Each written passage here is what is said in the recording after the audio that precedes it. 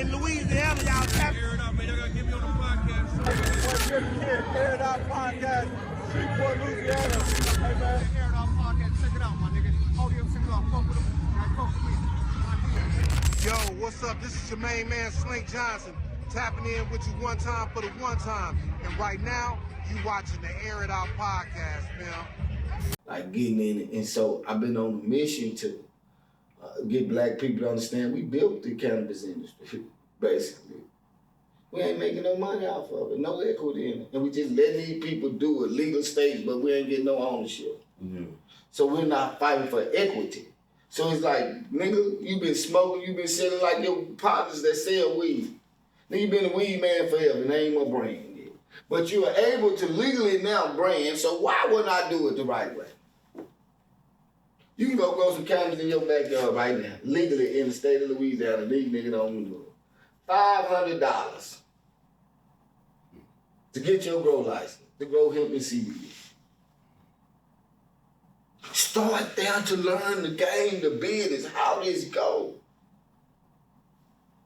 Be in tune. They don't even know what the farm bill is. They probably thought they had something to do with some damn cows. It's the hemp farm bill. You get what I'm saying? Yeah. Hold on, let's G on that cow. What did Virginia teach you about power? Well, Virginia taught me, how I want to say this, because Virginia holds a very unique space in my heart.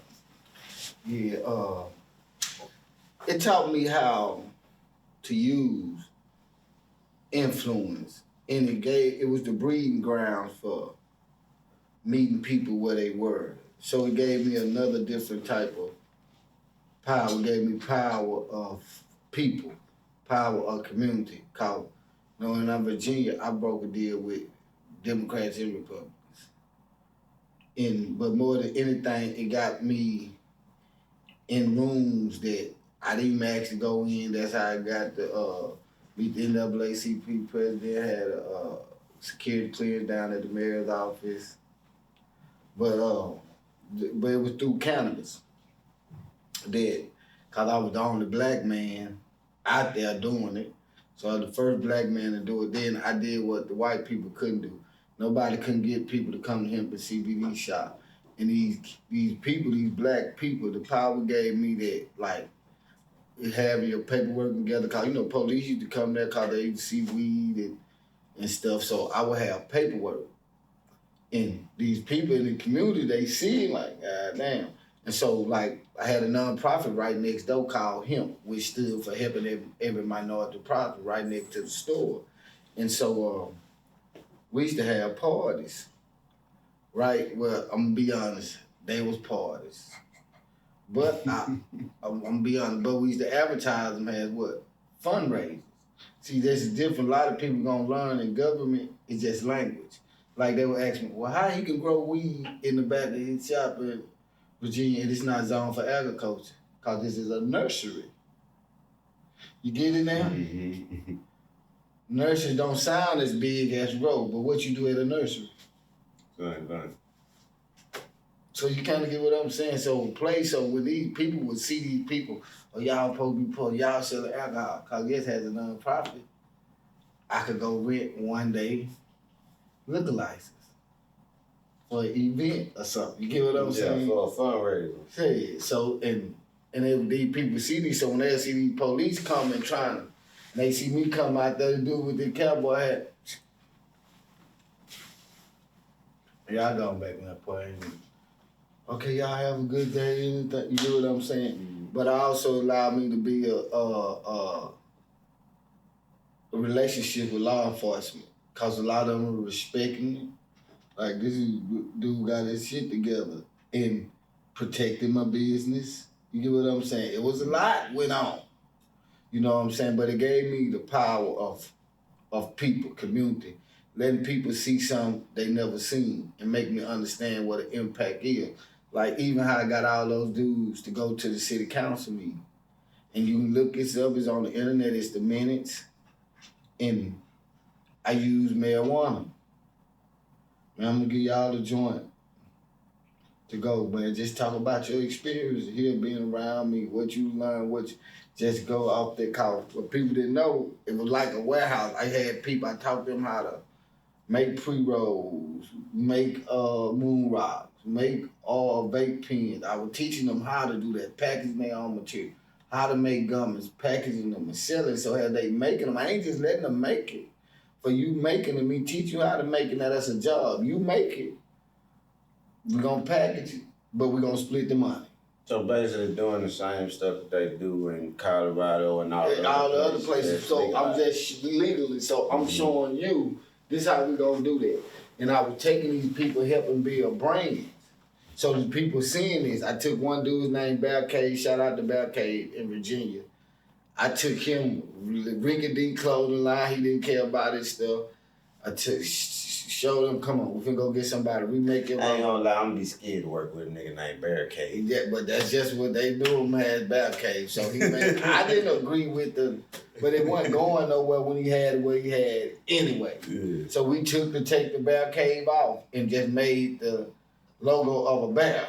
Yeah. That's it, his name Bear. So that's what we did. So did that, we started putting on sweatsuits, and by me having like one of the biggest and best black businesses in that area, when the celebrities used to come to that small town, what were they coming to? To the shop. So what we would have the celebrities do?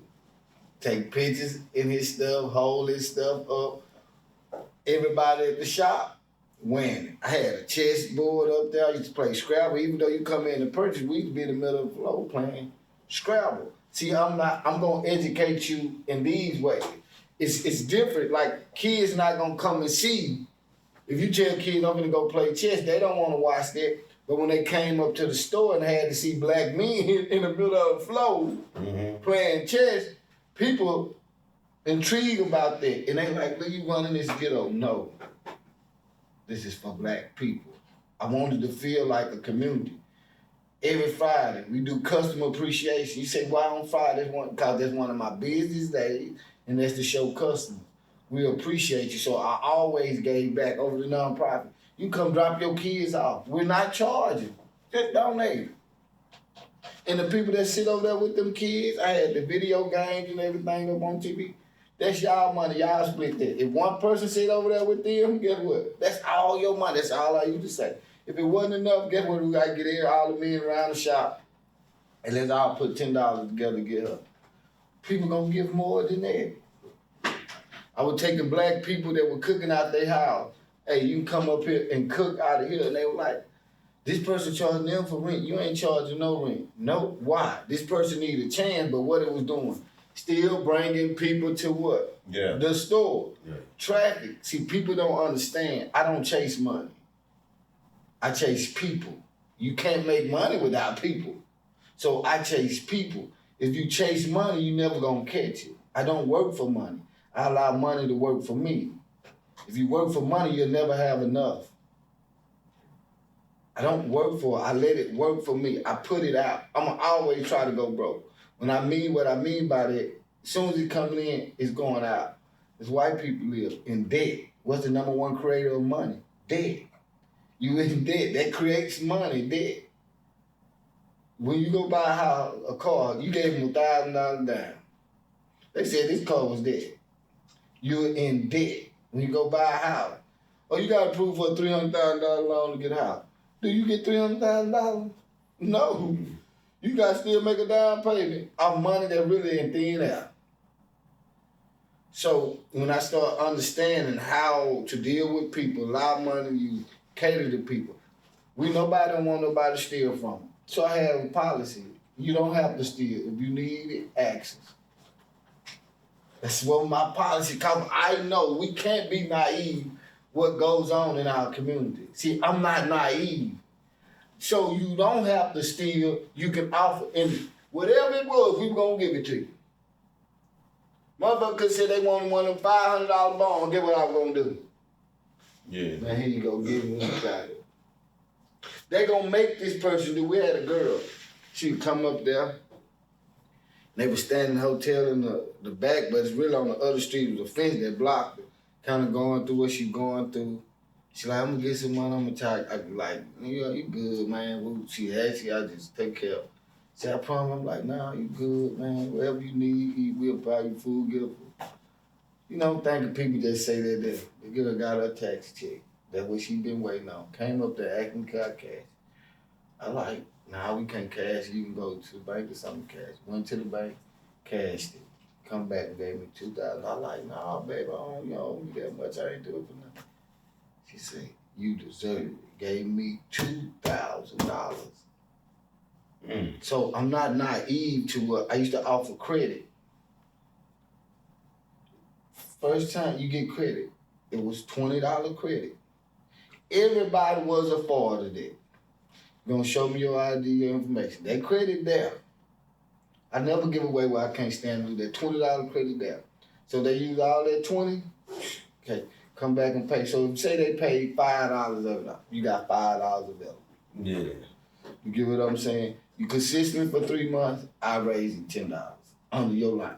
Like, so them all the systems and ways I used to set up knowing my people. See, we don't cater to our people.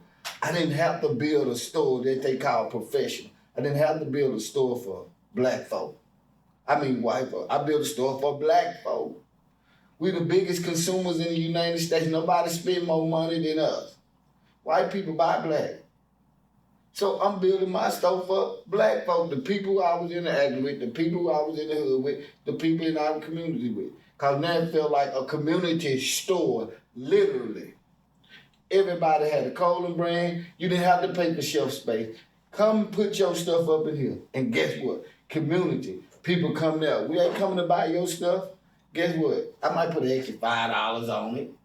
You get what I'm saying? Off of it. But when they come to your stuff, I feel, well, your price too high. I ain't gonna make nothing off it. You just keep your money. But it bring their family to what? Our store. Getting everything else. The whole thing is to create traffic. You can't make money without traffic. Right. Had lottery tickets. These people was impressed. One of the first black men to have lottery in their store. But why I got lottery out of my store? I seen it was a ripoff. So now I don't want that. Cause now I understand how it go. Cause I'm like, nah. I felt like I'm robbing my people. And how did I find out? I'm using myself as the crash test dummy. Using people in the shop. We started paying out. See, like, how this shit really work. Cause you had to create a lottery account.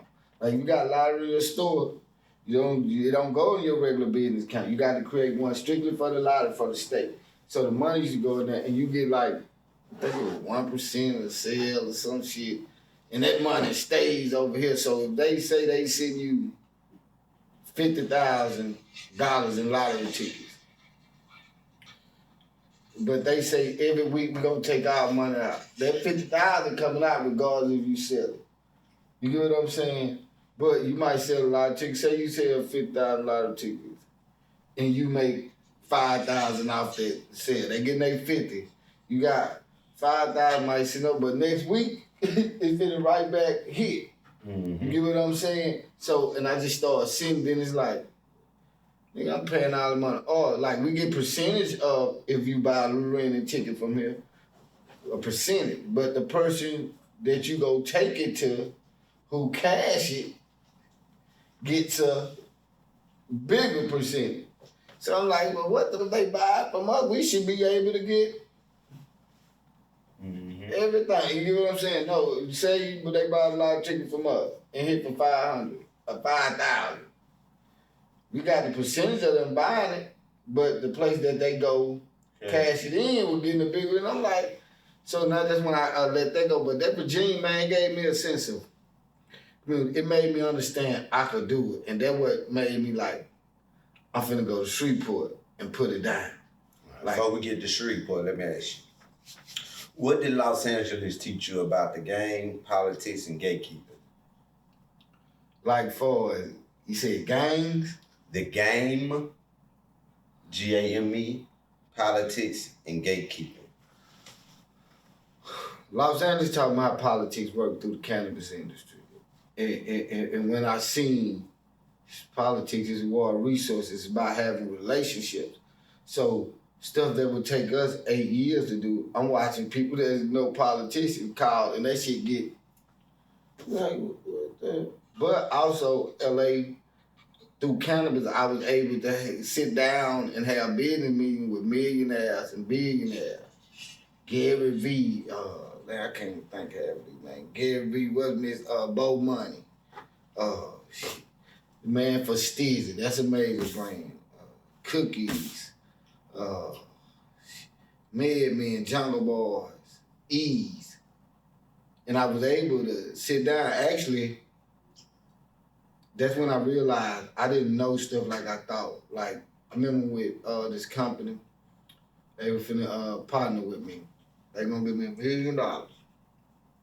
So when I first go through the first meeting, it's like they winding down. I'm like, it's on, okay. So when I go to this in the first meeting, it's just this one foreign dude, and it's the black guy. They got the black guy talking. So now when it's time for me to go sign the deal, I come up in that motherfucker.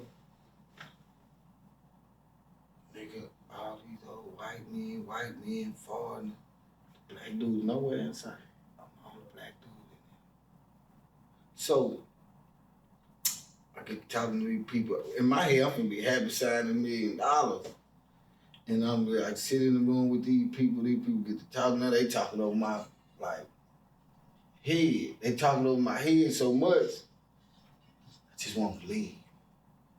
I felt so small. Like, you know, I had people talk over my head, but not in this way. Like, I'm oblivious. Like, I got to get out of here. I don't know what to do. So it comes time, I'm like, nah. All I thought was, I'm gonna let my lawyer look at this. Oh, well, I thought you want. I'm like, nah, I'm gonna let my lawyer look at this. I went and walked out, kind of felt that moment. They ain't gonna mill, I ain't gonna get them. Probably. I don't know, in the contract I would have signed, I go sit in the car and I cried like a baby. I felt so small. Yeah, tap in.